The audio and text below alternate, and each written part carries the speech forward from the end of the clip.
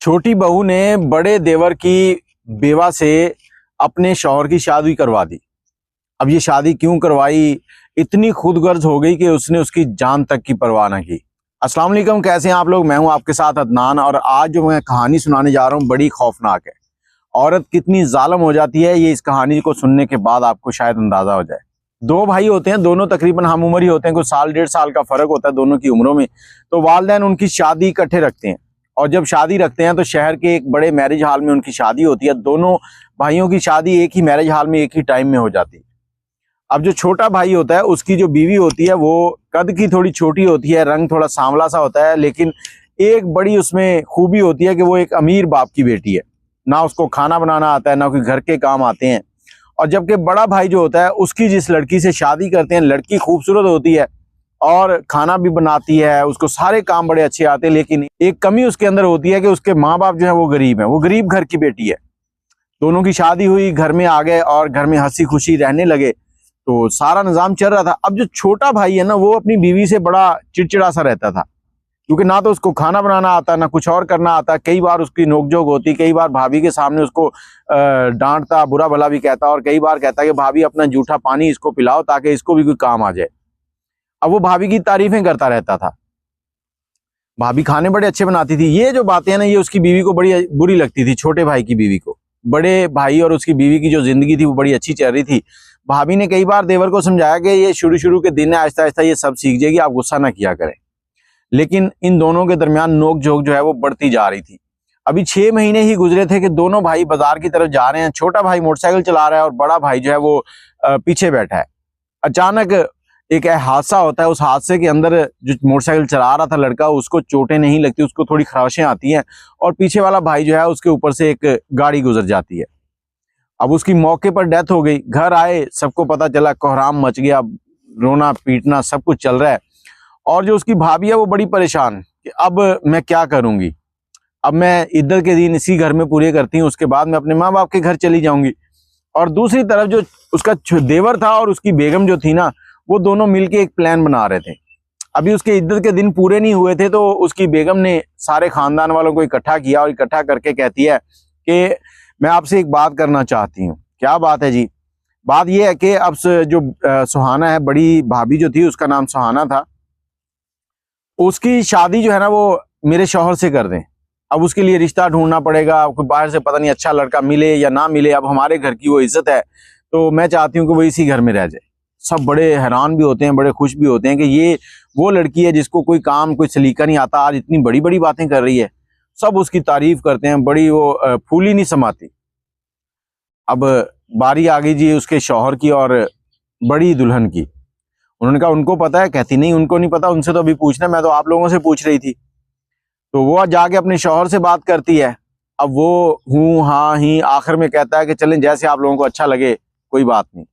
फिर जाके लड़की से पूछते हैं। लड़की की आगे से कहती है कि देखें, मैं इस घर की इज्जत बन के आई थी और मेरे लिए इससे बेहतर और क्या हो सकता है कि अगर मेरे शौहर के भाई के साथ शादी हो जाए, मैं इसी घर में रह जाऊंगी, मेरे माँ बाप के ऊपर भी बोझ नहीं आएगा। तो फिर खामोशी से मौलवी को बुलाया जाता है, चंद रिश्तेदारों को बुलाया जाता है, इनका निकाह करा दिया जाता है। अब जैसे ही निकाह हुआ तो उसका जो शौहर बन गया है छोटा भाई, वो हर टाइम बीवी के आगे पीछे, जो नई बीवी है ना, जो उसकी भाभी थी, उसके आगे पीछे घूम रहा है, उसकी तारीफें कर रहा है। वो उसको कई बार कहती कि अपनी बीवी का ख्याल रखा करो, वो बुरा बनाएगी। कहता नहीं, छोड़ो, तुम उसकी बातें नहीं करो। और दूसरी तरफ जो उसकी बीवी थी वो रोज शाम को अपनी जो सौतन थी उसके लिए कुछ ना कुछ बना के लाती। वो कहती आप इतनी वो जहमत ना किया करें, कभी अंडे ले आई, कभी खीर ले आई, कभी कुछ ले आई, और चाय शायद दूध शूध सब उसको रात को देना।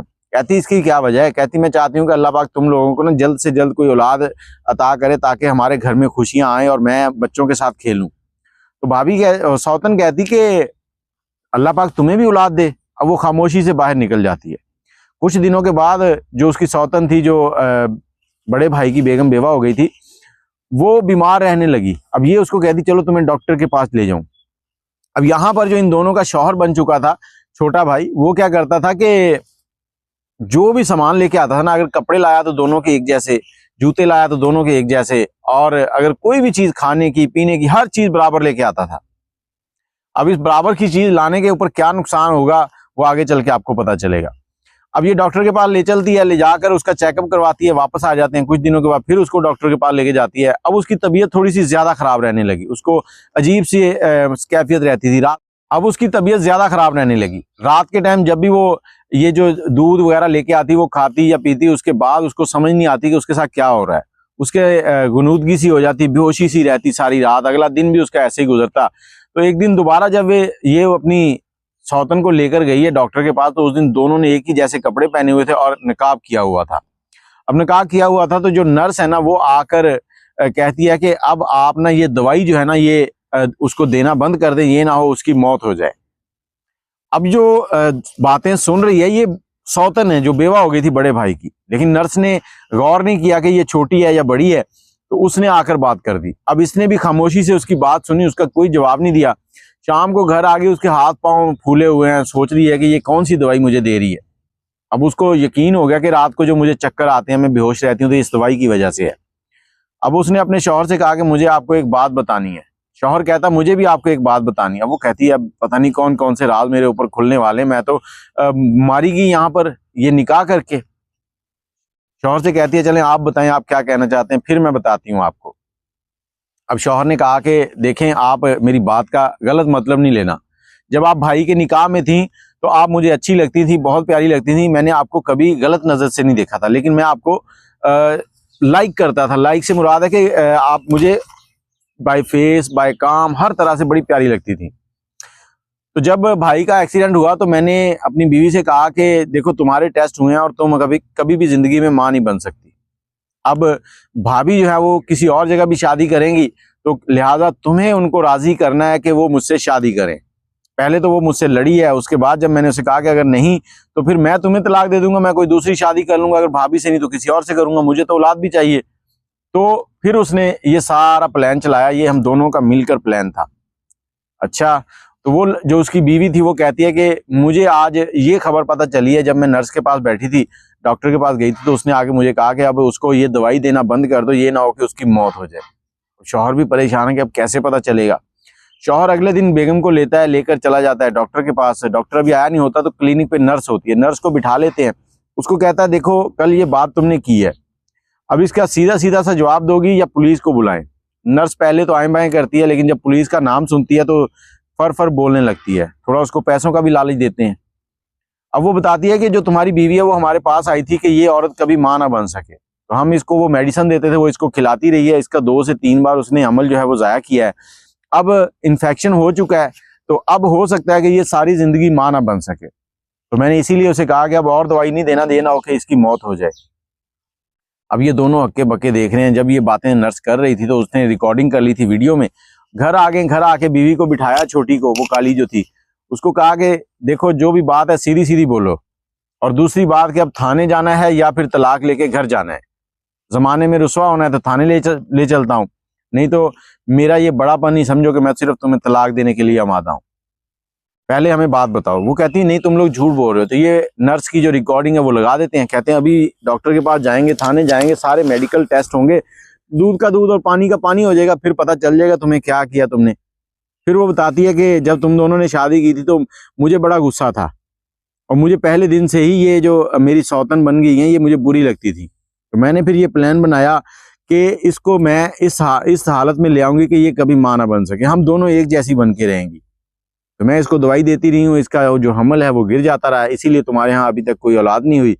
और यही था बस प्लान, जो तुम्हें पता चल गया है।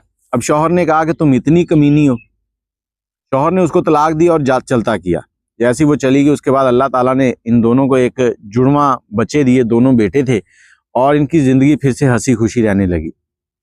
उस औरत ने सिर्फ अपने ही गुस्से की वजह से ये नहीं सोचा कि वो औरत है उसके ऊपर क्या बीत रही है जिसका शौहर मर चुका है। उसने सिर्फ और सिर्फ अपने गुस्से के ऊपर देखा है कि मेरे शौहर से इसकी शादी हो गई है, ये मेरी सौतन बन गई है, और उसको उसने इस हाल तक ले आई कि उसका जो प्रेगनेंसी थी उसको ज़ाया करती रही है। अल्लाह पाक ऐसी औरतों से सबको बचाए, सब बच्चों को, दूसरों को महफूज रखे। दुआ में याद रखिएगा। अगर आपके पास कोई राय है तो कमेंट में ज़रूर दीजिएगा। दुआ में याद रखें। अल्लाह हाफिज़।